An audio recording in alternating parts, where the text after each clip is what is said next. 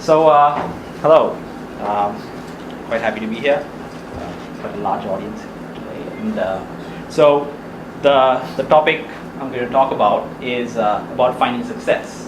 So, all of you guys who are trying to start a startup or work on a startup, or just general life, you're trying to find success. So, hopefully, I can help you find success by sharing some of our experiences. So just to introduce, so Cinergix, we focus on collaboration and productivity, and Creately is our first product, and so it's a product that you can draw from flowcharts to mind maps to UML and so on, and we have over 500,000 users that are using the product, and we have some very nice global customers who are using our product for mission critical applications. And so we started off in 2008 in Australia, and soon after we set up things in Colombo as well. And we have 6 product variations. There's a online version which you can use in the browser.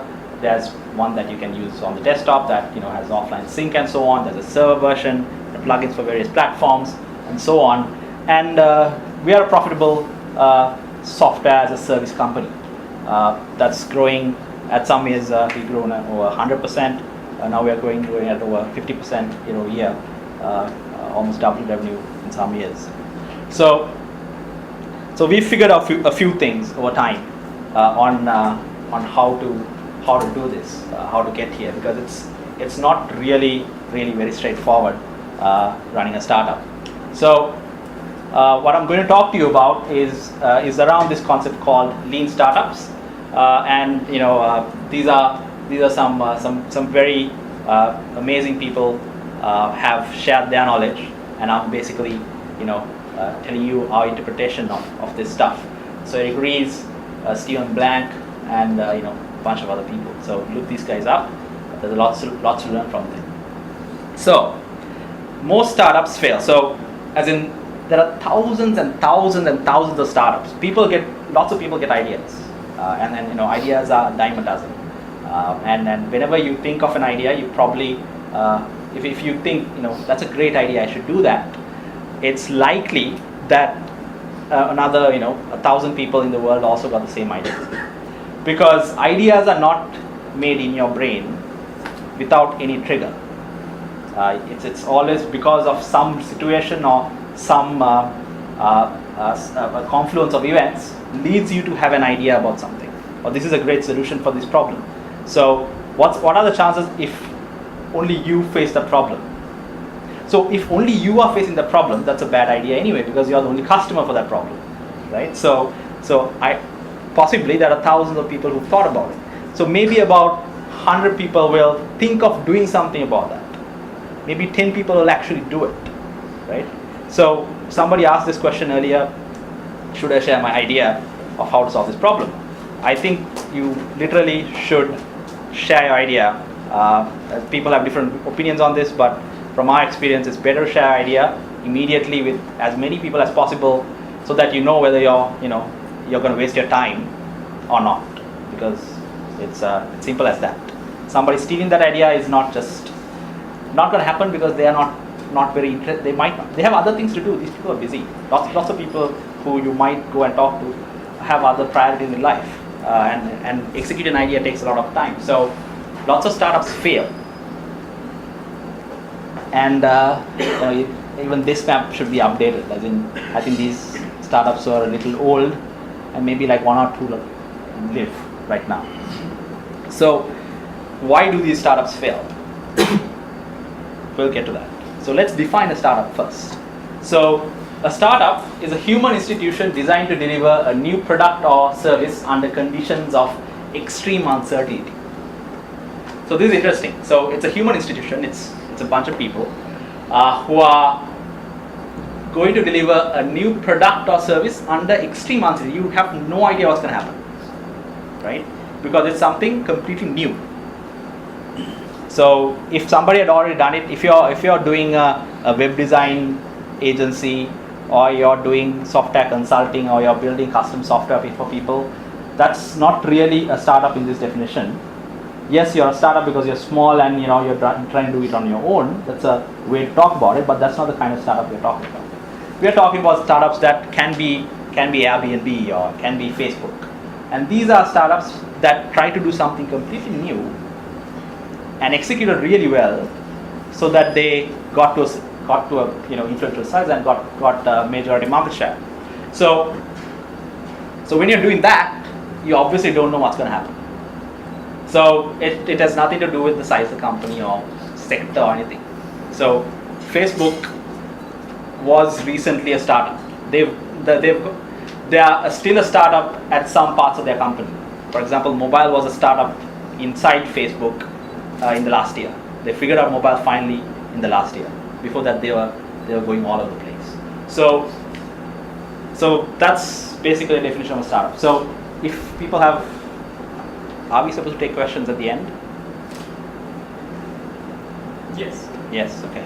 So, all right. I'll just do this. Otherwise, I'll probably veer off the topic.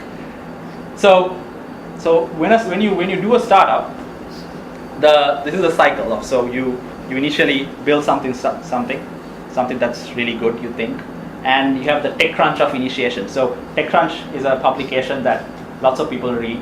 So it's like getting on the front page of, say, Sunday Times or whatever in the tech world. So initially you'll get a huge amount of traffic and a bunch of people talking to you. So right now it might not be TechCrunch, it might be Mashable and a bunch of other sites. These guys feature you, you get it. So we got featured on TechCrunch as well when we launched. So it was amazing. We got thousands and thousands of people came onto our site, and then these people are just checking you out because they are just reading news, and then it just goes down, right? So the novelty just wears off. So some people check it out. There are lots of like games and lots of apps. Lots of people start to use it immediately. As in, who now plays Angry Birds?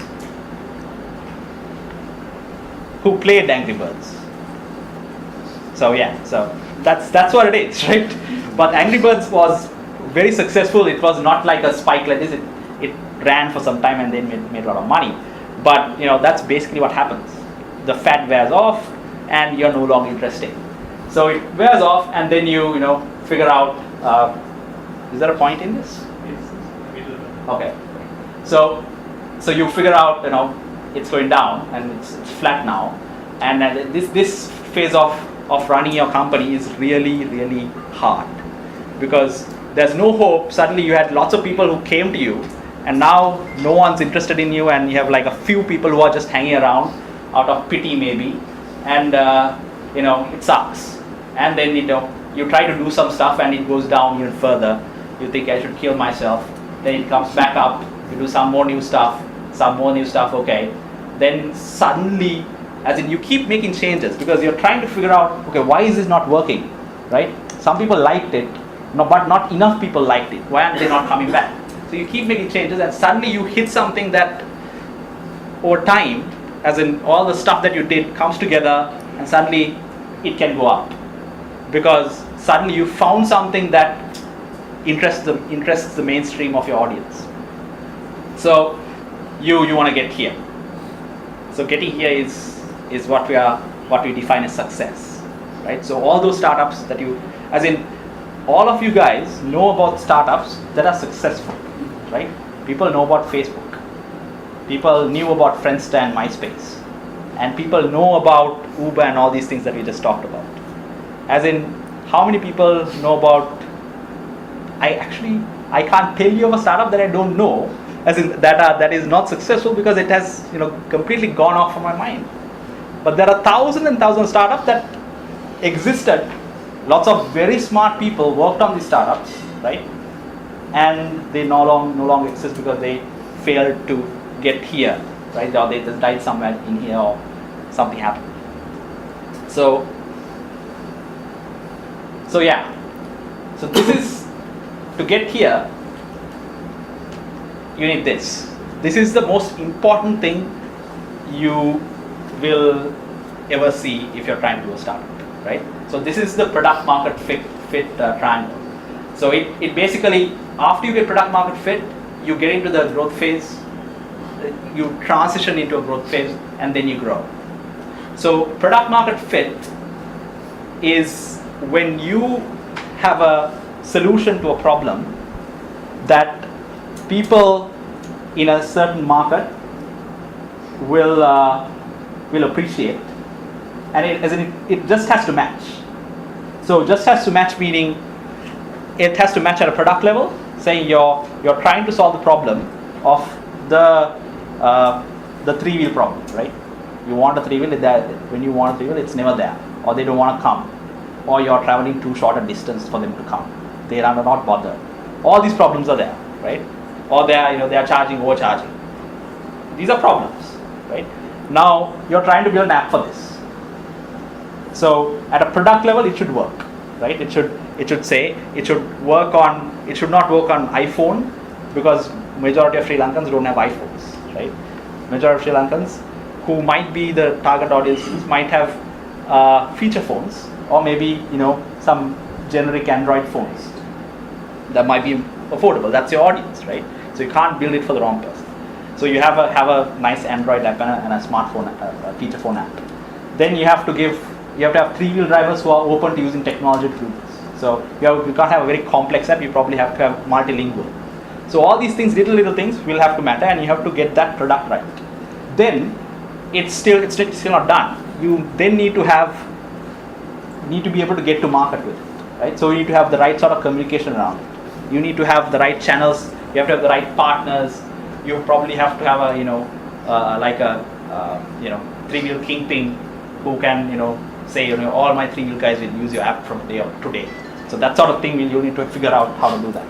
So after you do that, then you might, after you test it out for a bit, then you might get to product market fit. After you get to product market fit, then okay, now my product works in this market.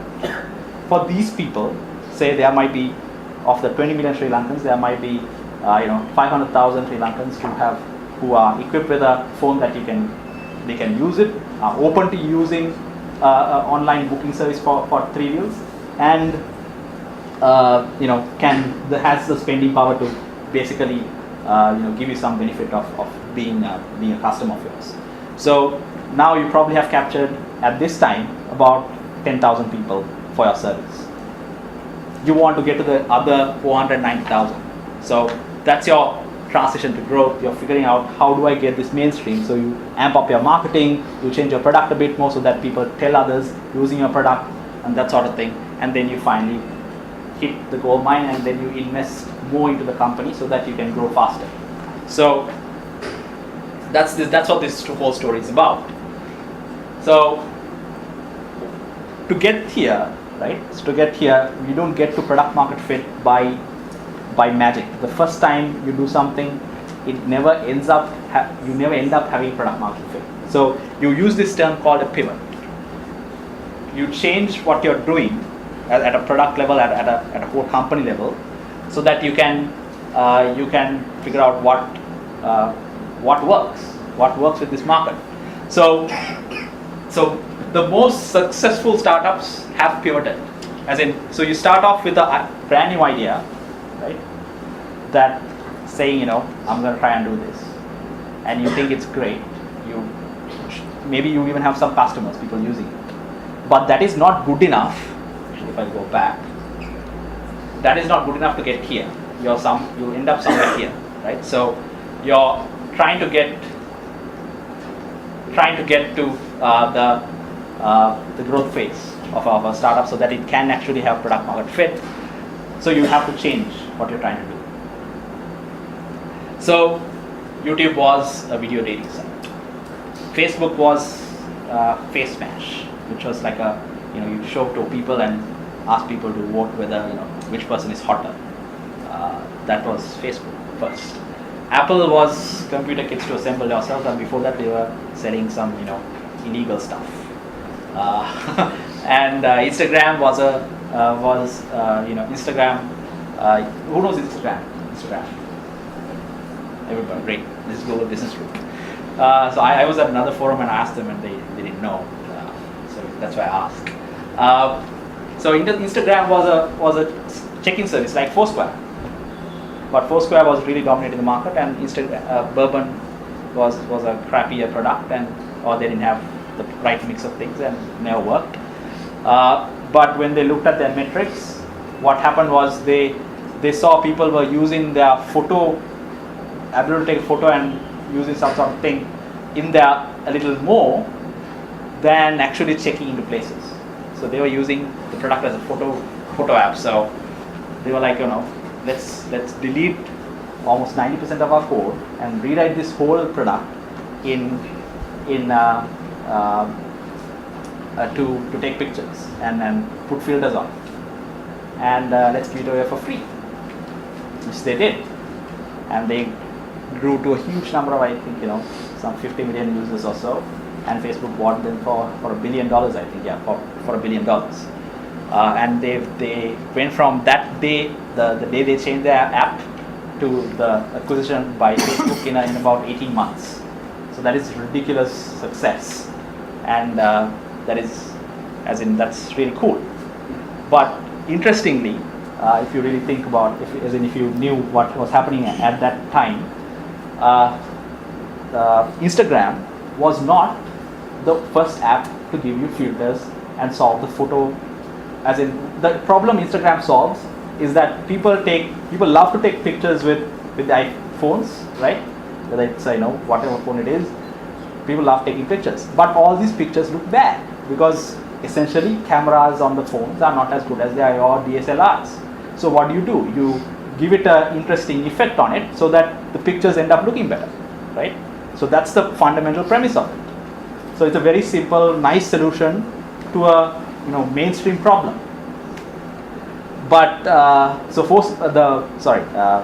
Instagram really invented, as in there were so many paid apps on the market called Hipsmatic and some Pick Something, and so many, about 10-15 apps that were 99 cents that you can pay and get an app that you can take pictures with and put filters on.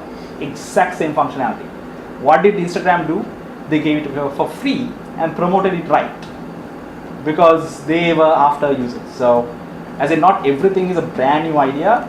What they did differently was how they executed it, and they eventually won. And now these Hipsmatic or other apps exist today because nobody's willing to pay for putting a few filters on your pictures. So it's interesting how you change, and then also Groupon, Microsoft, Twitter, PayPal, Nokia, Sony, all these guys changed. Nokia was selling boots, I think. So gum boots, right?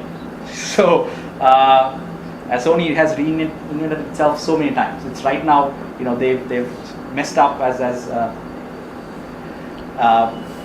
we spoke earlier. They messed up their mobile strategy and with iTunes and so on. But they are reinventing themselves right now. They are selling their PC business.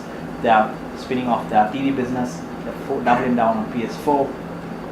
So companies reinvent themselves to adapt to market, right? So the key is to figure out this process. And these are, you don't have to be a large company to do this. It's easier to do it when you're a small company. Figure out, how do I change my idea so that I can actually build a company build a startup that is actually going to mean something in the end.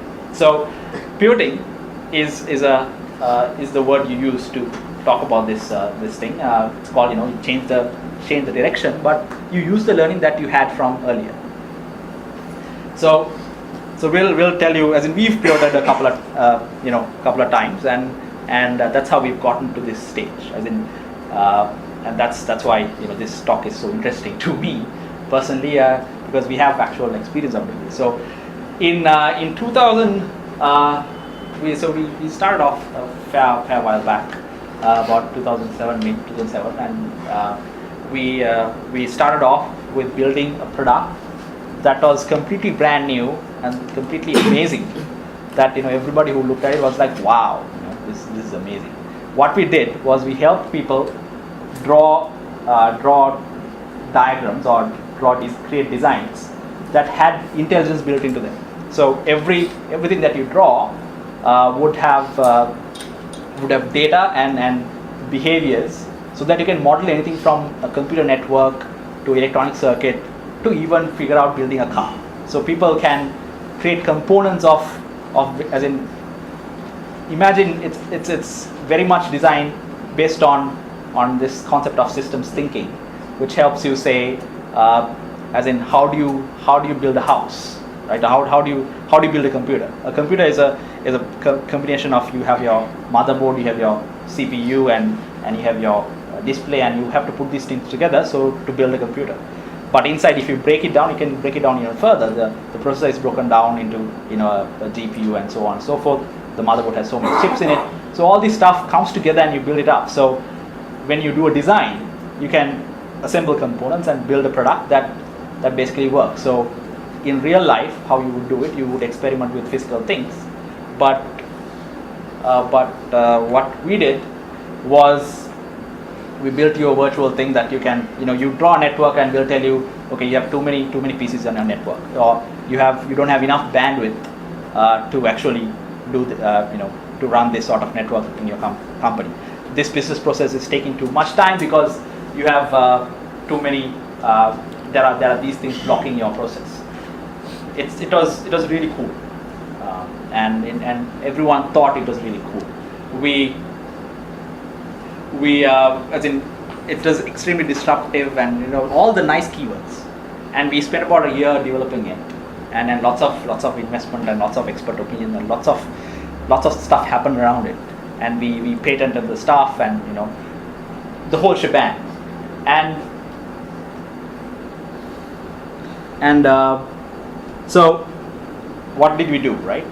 When we started this off, we had a solid plan of what we wanted to do, right? And we won so many awards, and we first off, we were in Australia, so we won the Melbourne Business Group, the top prize of it, and we were like one of the top 5 startups in the state, and we raised some money, and we spent a year developing it. We had some, as in, we got some really great people to work with us, and we built an amazing tech platform, and we launched at Demo Fall and TechCrunch 50 in the US, and we were the only we were the only Australian company that we had to do that, and we were the only Sri Lankan company who has ever done it, because that was a big deal, because for example, these events, the Demo was the event where Java launched. It's the event where E-Trade launched, the TiVo launched, Skype launched there. All very big name products launched there, and you can't just go and launch.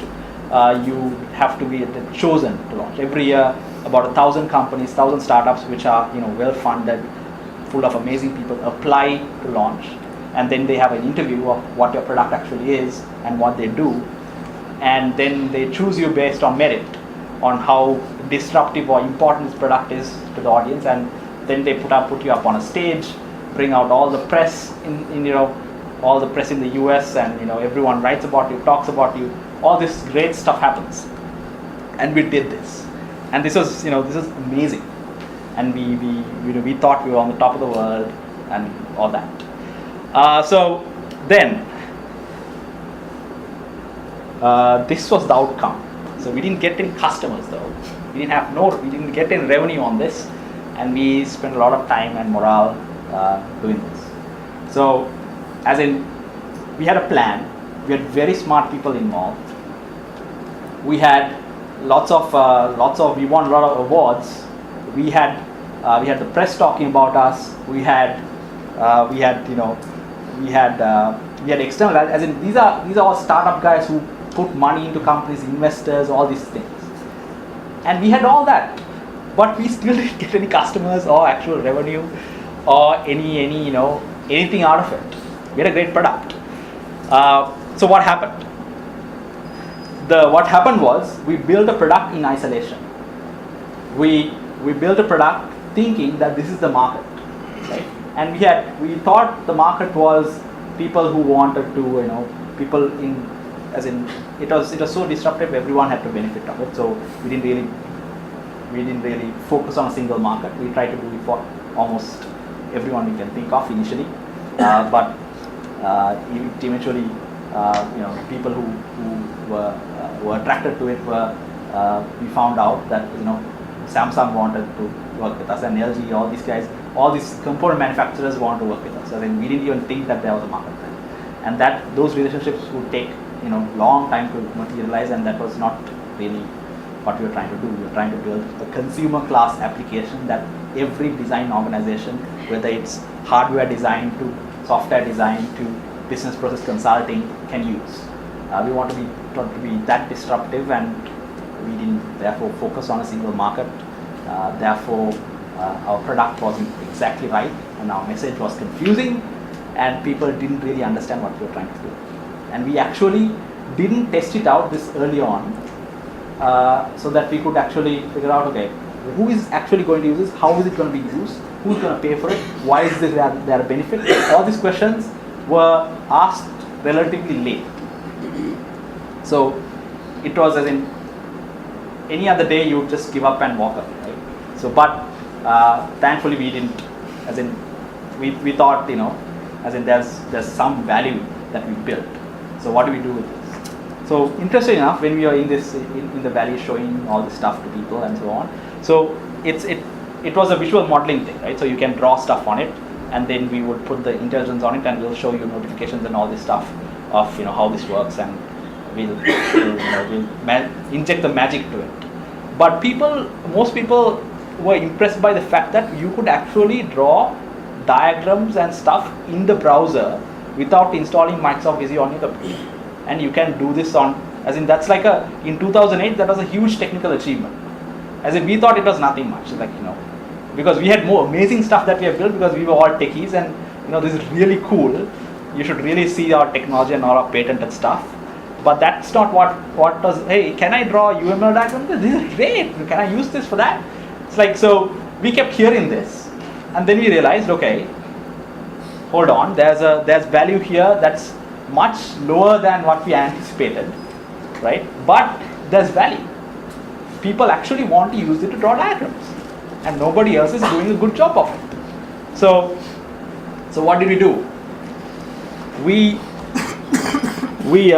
pivoted, and we changed what we did, and we came to this level of building a company that's around diagram, and that has worked. So we've built a company that's profitable and that's growing fast, and that's really something, considering that we are not in the valley, and we are mostly based out of Sri Lanka, and for us to have global brand and recognition, for us to have customers like from NASA to Cisco to Amazon, Google, all these guys are using our product, and it's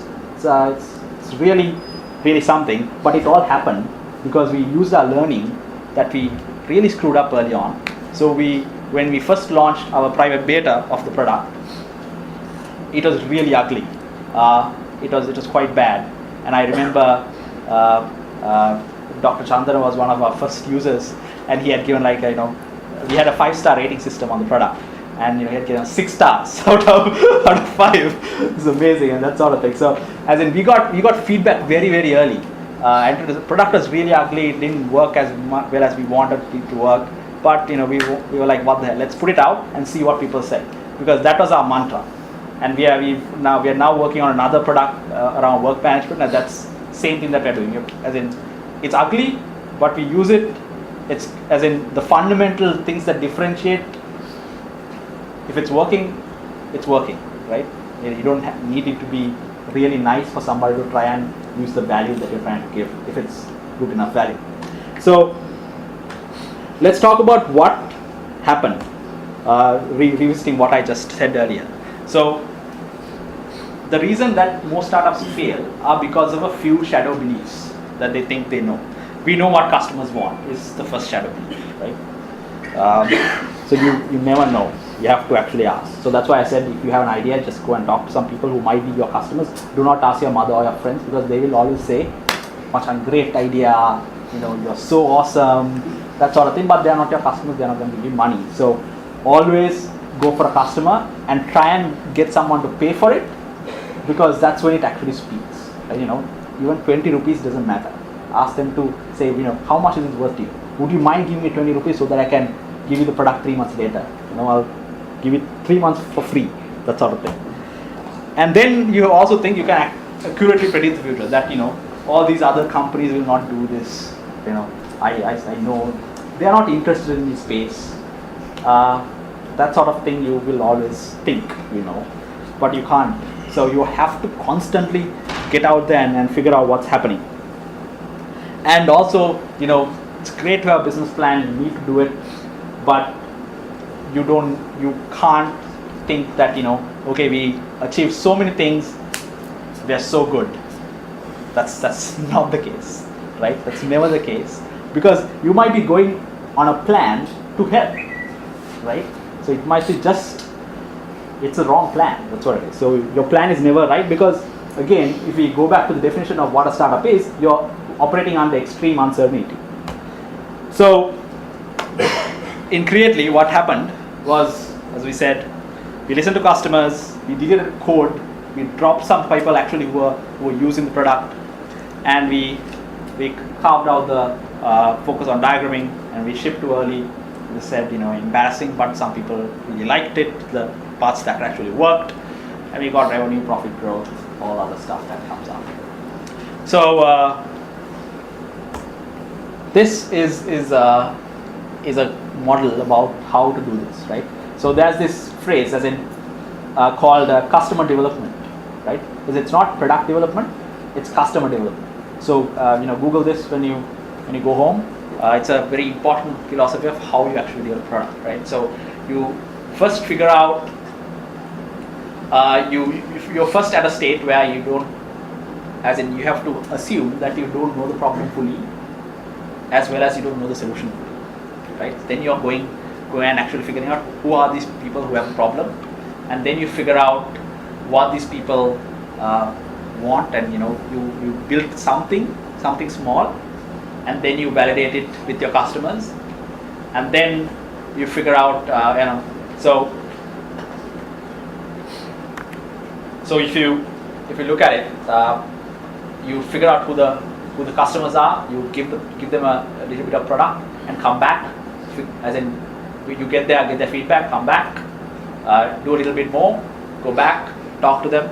So you keep going here, and after that you figure out, okay, so I have something that a kind of customer that I can define very well wants, and then you go and make the rest of the population aware of your product, and then you get to this level where you scale your company and do more things. So if you get here, that means you're really fortunate and you've done a very good job, right? So, but most people, when you start off, is here.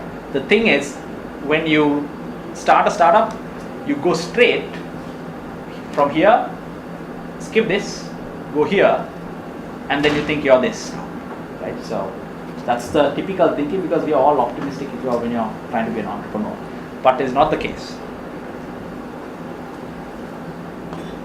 So what you're trying to do always is you try to minimize the time between the loops. So what happened for us is that we had a year in this loop, and that year was completely wasted. If we had cut it down to smaller, as with Creately, what we did was we reduced the loop so that we got feedback very early on, and then we fine-tuned it. But with the previous iteration of what we tried to do, we spent too much time trying to do this. So from an idea, you build something out, then if the code is the outcome, and then you measure what the reaction for these from your customer base is, and you get some data out of it, saying this is how people like it or don't like it or use it and so on, and then you feedback the learning into the original idea, and then you work on product again. So in essence, that's what you need to do. So you need to build things in small batches, you need to test it with customers and to learn from it and incorporate the learning and build it again.